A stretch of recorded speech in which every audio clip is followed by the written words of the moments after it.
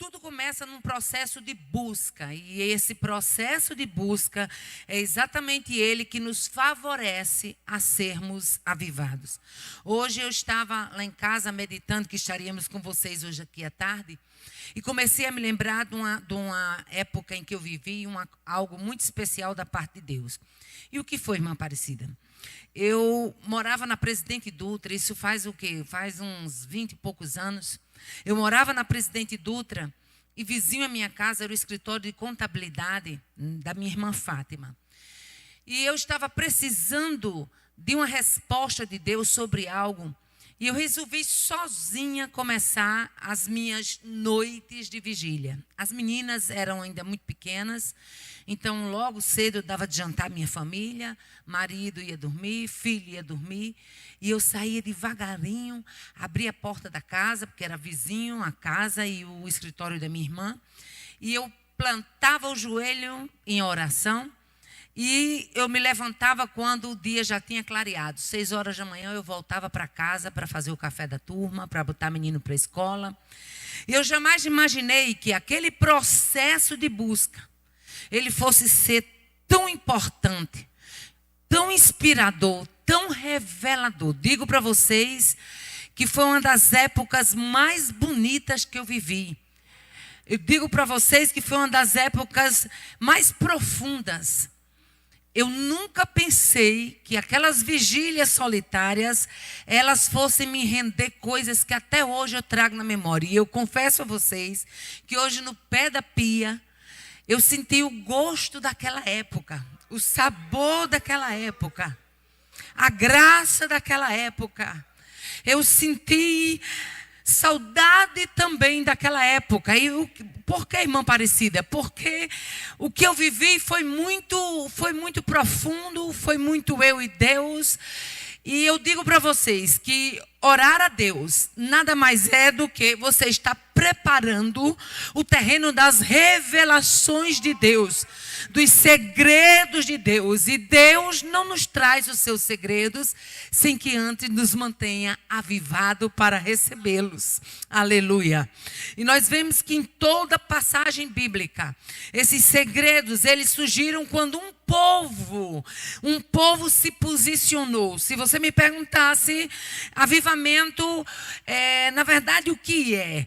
Pastor Gabriel foi muito feliz quando disse que era difícil definir uma palavra. Porém, eu vou ser menina de dizer que avivamento é desejo, é posicionamento, é anseio, é reconhecimento de pequenez, é desejo de que a grandeza de Cristo seja revelado na minha pequenez de servo. E aí sim nascerá o avivamento de que nós tanto precisamos, que nós tanto buscamos. Aleluia. Avivamento é também, além de oração, avivamento é voltar à contrição. Você vê que no versículo número 1 e 2 do capítulo 9 de Neemias, diz o quê? Diz que esse povo, Israel, se preparou com jejum e com pano de saco. E na verdade o que é contrição? Contrição é um sentimento pungente de arrependimento pelos pecados cometidos. Contrição é um arrependimento pela ofensa contra Deus. Agora, há poucos dias alguém me perguntou, por que é que estamos orando? Nós estamos em campanha de oração desde que começou esse quadro pandêmico. Por que é que estamos orando e a situação não muda, a coisa não muda? E eu agora quero aqui abrir um parênteses, já que essa câmara é a câmara do parênteses, vai para ela, aleluia. Nessa tarde, aleluia, uma das nossas irmãs, esposa de um pastor, ela estava orando e nós fizemos um movimento aqui, a Assembleia de Deus Missão, orar na frente dos hospitais, e aquela serva de Deus estava orando e ela começou a apresentar o trabalho dos hospitais. Ela acordou pela madrugada e ela disse que começou a orar e apresentando a Deus: Senhor, daqui a pouco os teus servos vão estar na frente dos hospitais orando para que tu repreenda esse mal, para que tu cesse esse mal. E ela disse que de repente Deus se revelou para ela de uma forma muito clara e disse: podem orar, mas por enquanto não retirarei a minha vara. E alguém perguntou assim, por que a gente ora tanto e esse quadro não muda? Eu disse, sabe por quê?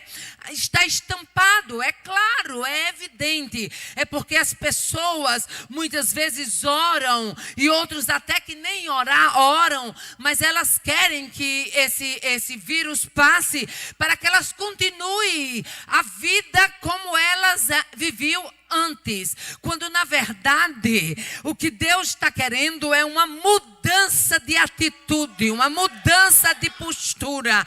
Deus está querendo jejum, contrição, quebrantamento, arrependimento, rasgar as vestes e dizer, eu preciso de uma transformação. E arrependimento é sim um dos princípios para um avivamento. Aleluia. O terceiro princípio para este avivamento eu vejo como busca e exame na palavra de Deus. O versículo 3 do capítulo 9 de Neemias diz assim, e levantando-se do seu posto, leram no livro da lei do Senhor, seu Deus, uma quarta parte do dia. Por que é que estamos vivendo dias de crentes tão sem avivamento? Foi dito há pouco tempo, alguém falou para o pastor Gabriel, por que é que os púlpitos estão vazios? E eu digo mais, sempre será vazio quando na verdade a gente não tiver a preocupação de ler a palavra.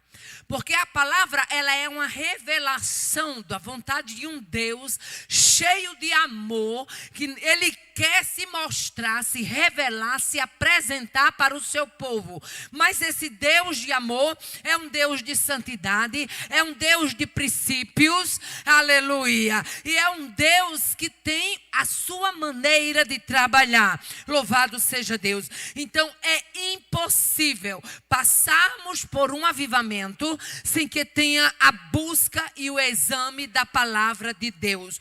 O que foi que fez esse povo chorar? O que foi que fez esse povo jejuar? O que foi que fez esse povo se vestir de saco? Foi porque eles se levantaram para ouvir o que dizia o livro da lei do Senhor. Aleluia. E quando este livro é aberto e este livro é lido, eles caem em si e eles percebem quão distantes eles estavam daquilo que Deus queria para as suas vidas. Escute o que Deus está me dando nesta tarde. E na autoridade do nome de Jesus, eu preciso abrir esse parênteses e compartilhar com você. Aleluia. Quando você ler a palavra, você tem o coração de um Deus dilatado, dizendo, esta é a minha vontade para a sua vida. Este é o meu propósito. Estes são os meus princípios. Esta é a minha lei. Aleluia. E aí, quando a gente lê esta palavra, a gente sabe que não é um Deus que se molda a minha vontade, mas é a minha vida, a minha vontade que tem que se moldar a este Deus que se revela na sua palavra. Aleluia, louvado seja Deus. Então avivamento é, aleluia, também busca e exame da palavra de Deus. Leram no livro da lei. Se você me perguntasse por que é que hoje tem tantos crentes que não são avivados, porque tem muito crente que já não quer mais ler o livro. Por que é que hoje tem tantos crentes distantes? Porque tem crente que ele lê romance, ele lê assiste telenovela, ele lê livros científicos, lê livro de faculdade, mas ele não se debruça para ler a palavra de Deus e saber o que o seu Deus tem para a sua vida. Aí fica difícil. Aí fica praticamente impossível. Por quê? Porque é uma carta. Lembre aí do tempo que você namorava. Deixa eu abrir um parênteses aqui. Quando eu namorava com meu esposo, ele tinha o costume, na lanchonete do pai dele, tinha aqueles, que até hoje a gente encontra, aqueles guardanapozinho fino, delicado, né? E ele pegava aqueles guardanapos e escrevia. Eu juntei isso por muitos anos. Cada guardanapo que ele mandava deixar, eu trabalhava como caixa da Elite na época, e ele trabalhava na lanchonete do pai. cada guardanapo daquele que ele mandava era uma declaração de amor. Eu abria e eu lia, meu coração se enchia, eu já pensava como ia ser o encontro à noite. Aleluia. Por quê? Porque era alguém que me amava, que estava me escrevendo, e eu tinha todo o desejo de ler. Agora vamos transferir isto para a palavra. Alguém que me ama, alguém que te ama, escreveu uma carta apaixonada de amor por você. E eu pergunto, vai ou não vai ler essa carta de amor? Vai ou não vai se render a esta carta de amor? Aleluia, glória a Deus, aleluia. Então abrir este livro, ler este livro, examinar este livro, é você dizer a Deus, eu quero saber o tamanho deste amor para comigo. Eu quero viver este amor, eu quero viver este relacionamento. Aleluia, glória a Deus. Outra coisa que serve como princípio para o avivamento, o que é? Aleluia, separação do erro e confissão de pecado. Aleluia, é impossível sermos avivados se não houver separação de erro e confissão de pecado. Versículo de número 2 do livro de Neemias diz, a geração de Israel se apartou de todos os estranhos e puseram-se em pé e fizeram confissão. Ei, agora transfira isso aqui para o dia de hoje. Quanto crente tem pegado com coisa estranha? Quanto crente tem pegado com companhia estranha? Coisas estranhas na vida de muito crente. Mas esses aqui, eles passaram pelo processo de separação do erro. Aleluia. Por que é que os nossos púlpitos estão frios? Porque está faltando pregar sobre pecado, sobre arrependimento, sobre confissão, sobre renovação de aliança, sobre erro, sobre regresso ao caminho e vivência. É por isso que os nossos púlpitos estão frios.